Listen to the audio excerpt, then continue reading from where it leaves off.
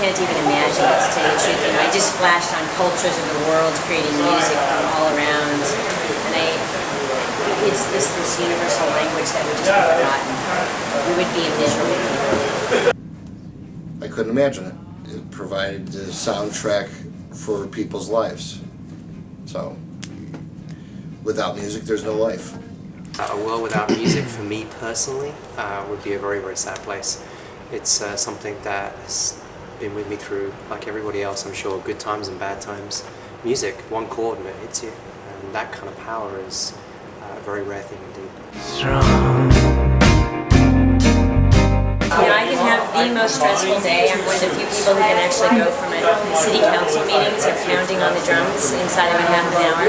And it really alleviates the stress, and it helps me stretch that part of my brain. Rhythm is a universal language that everybody and anybody can appreciate. I mean, take a phenomenon, like him or not, of Michael Jackson around the world. Didn't matter what color your skin, didn't matter what language you spoke. Everybody loved him and loved what he produced. Anywhere you go around the world, you hear music in different dialects, and it doesn't matter if it's reaching people, especially in mass. From my standpoint, people see and hear music together. It's not just a solo sport, although it can be. But for the most part, I think it's best enjoyed with other people. Absolutely not. I mean, from any angle. There's not enough music in schools, there's not enough access to a wide variety of music to listen to. Oh, you shake my hand. It can teach kids certain things that you might not expect. For example, you know, I taught and learned martial arts when I was very young. It taught me discipline.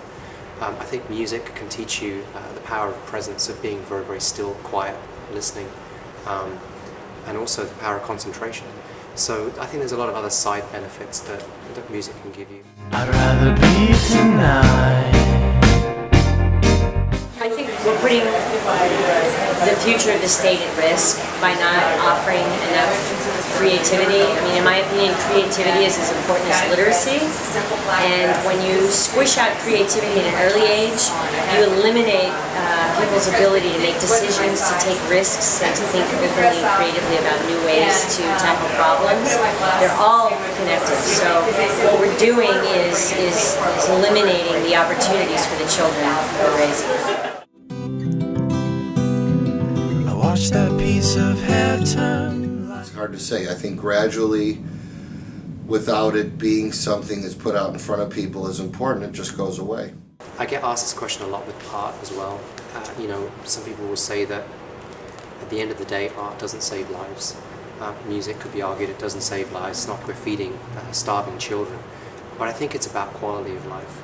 And I think once you get to a certain stage, music, doesn't matter whether you have money or you don't have money, where you are, what country you live in, it can add something that I think is, I don't know, I think the losses would be incalculable if they were taken away. It would be something that, the old adage of you didn't know what you had until it was gone, I think that would be very, very true when it came to music and music education.